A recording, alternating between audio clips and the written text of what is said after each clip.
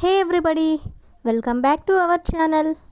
ఈరోజు వీడియోలో మనం మన డైలీ లైఫ్లో యూస్ చేసే కొన్ని వర్డ్స్ అండ్ సెంటెన్సెస్ని ఇంగ్లీష్లో ఏ విధంగా చెప్పాలో ఈ వీడియోలో తెలుసుకుందాం.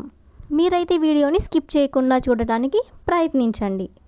వీడియో కనుక నచ్చినట్లయితే లైక్ చేయండి, షేర్ చేయండి. అలాగే మరిన్ని ఇంట్రెస్టింగ్ వీడియోస్ కోసం నా ఛానల్ని మీరు సబ్స్క్రైబ్ చేయండి. డిస్క్రిప్షన్లో సోషల్ మీడియా లింక్స్ అనేవి షేర్ చేయడం జరిగింది. మీకు ఏమైనా డౌట్స్ వస్తే నాకు మీరు మెసేజ్ చేయొచ్చు. నేను మీ డౌట్స్ని క్లారిఫై చేస్తాను. ఇప్పుడైతే మనం వీడియో స్టార్ట్ చేద్దామా? Let's get in to the video. First one is అతను తన మాట మీద నిలబడ్డాడు. అతను తన మాట మీద నిలబడ్డాడు. He stood by his words. He stood by his words అంటే అతను తన మాట మీద నిలబడ్డాడు అని. నెక్స్ట్ వన్, దీన్ని ఎలా చేయాలో మీకు చూపిస్తాను. దీన్ని ఎలా చేయాలో మీకు చూపిస్తాను. Let me show you how to do it. Let me show you how to do it. Next one, నన్ను మాట్లాడమని బలవంతం చేయకు. నన్ను మాట్లాడమని బలవంతం చేయకు. Don't compel me to speak. Don't compel me to speak. Next sentence, నేను మీ ఇంటిని కనుక్కోలేకపోయాను. నేను మీ ఇంటిని కనుక్కోలేకపోయాను. ఈ సెంటెన్స్ని మనం ఇంగ్లీష్లో I can't find your home. I can't find your home. Next one, నాకు ఊపిరి ఆడడం లేదు.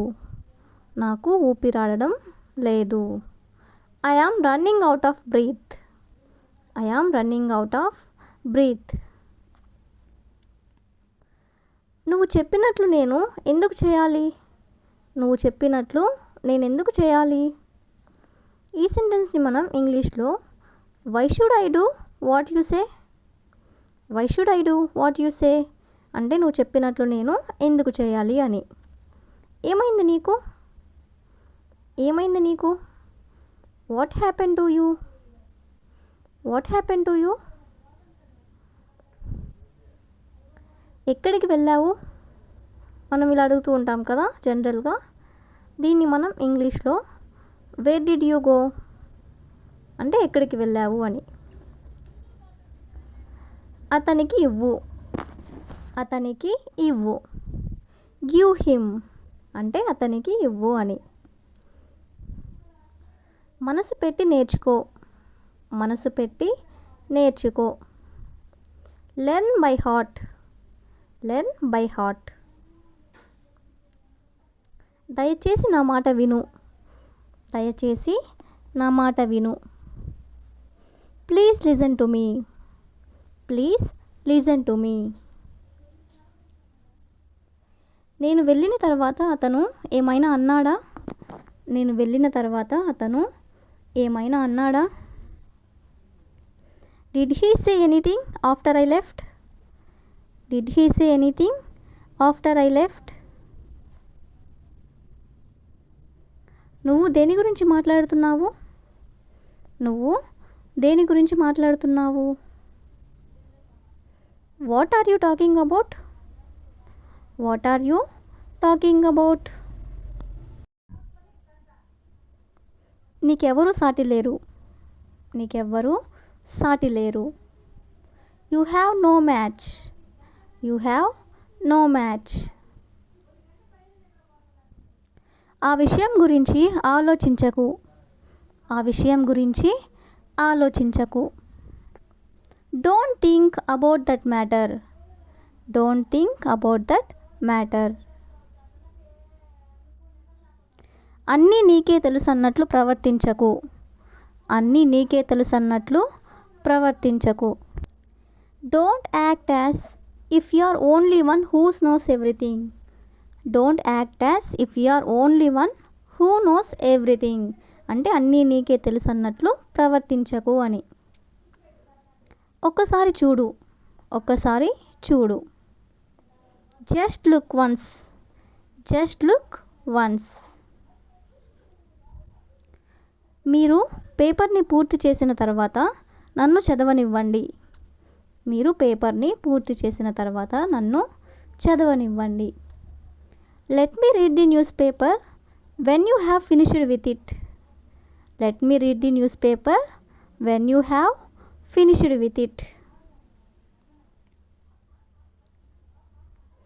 ఎప్పుడు స్నేహితులుగా ఉందాం. ఎప్పుడు స్నేహితులుగా ఉందాం. Let's always be friends. Let's always be friends.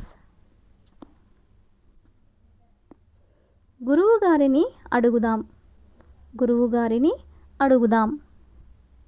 Let's ask the teacher. Let's ask the teacher.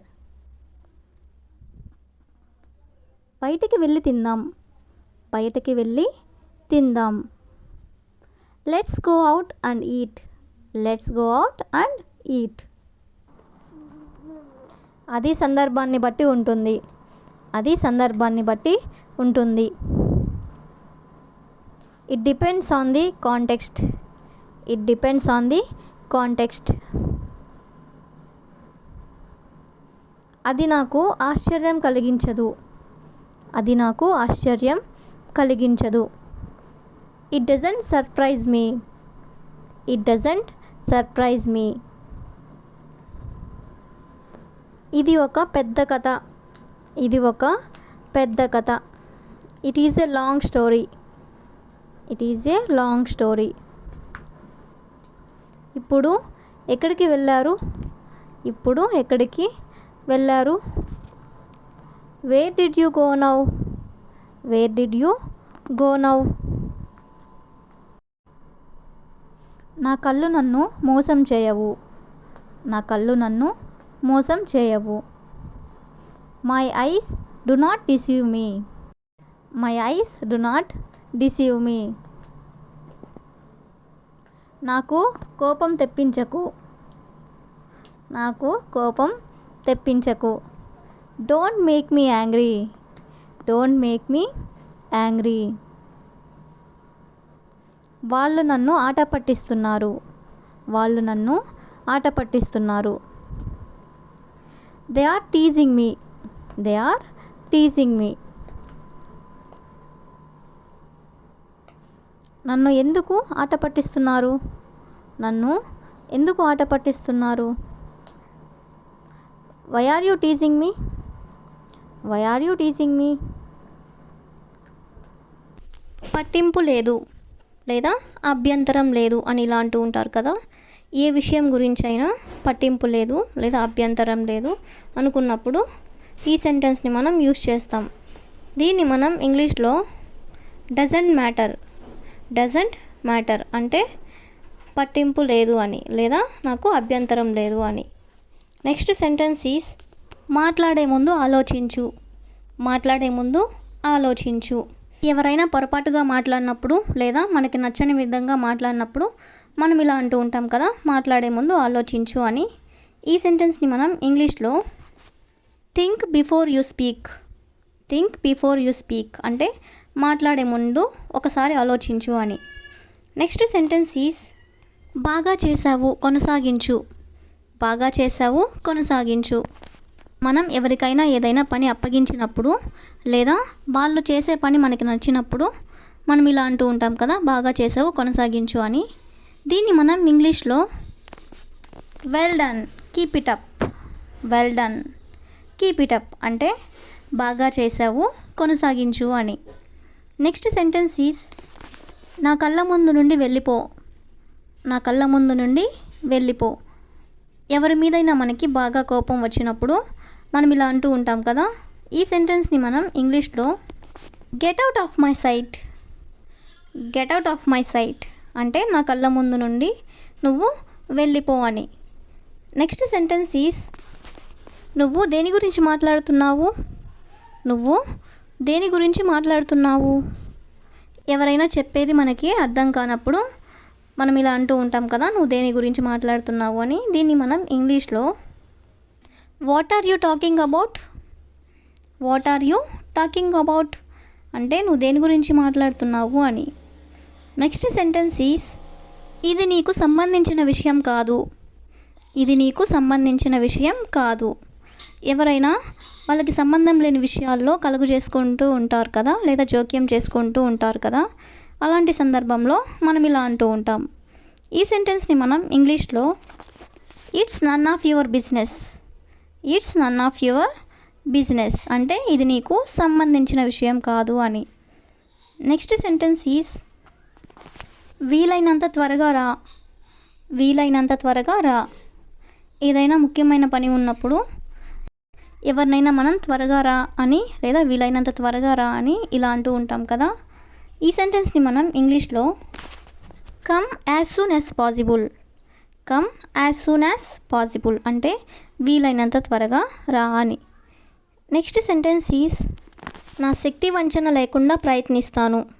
నా శక్తి వంచన లేకుండా ప్రయత్నిస్తాను లేదా నా శక్తికి మించి ప్రయత్నిస్తాను అని అంటూ ఉంటారు కదా. ఈ సెంటెన్స్ని మనం ఇంగ్లీష్లో I will try my level best. I will try my level best అంటే నా శక్తికి మించి నేను ప్రయత్నిస్తాను అని. Next sentence is me office ఎక్కడ ఉంది. మీ ఆఫీస్ ఎక్కడ ఉంది. ఎవరైనా ఆఫీస్కి వెళ్తూ ఉన్నట్లయితే మనం ఇలా అడుగుతూ ఉంటాం కదా, మీ ఆఫీస్ ఎక్కడ ఉంది అని. ఈ సెంటెన్స్ని మనం ఇంగ్లీష్లో where is your office. Where is your office అంటే మీ ఆఫీస్ ఎక్కడ ఉంది అని.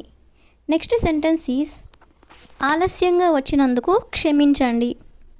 ఆలస్యంగా వచ్చినందుకు క్షమించండి. జనరల్గా మనం ఎక్కడికైనా వెళ్ళాల్సిన టైంకి కన్నా లేట్గా వెళ్ళినట్లయితే మనం ఇలా అంటూ ఉంటాం కదా. ఈ సెంటెన్స్ని మనం ఇంగ్లీష్లో సారీ ఫర్ బీయింగ్ లేట్.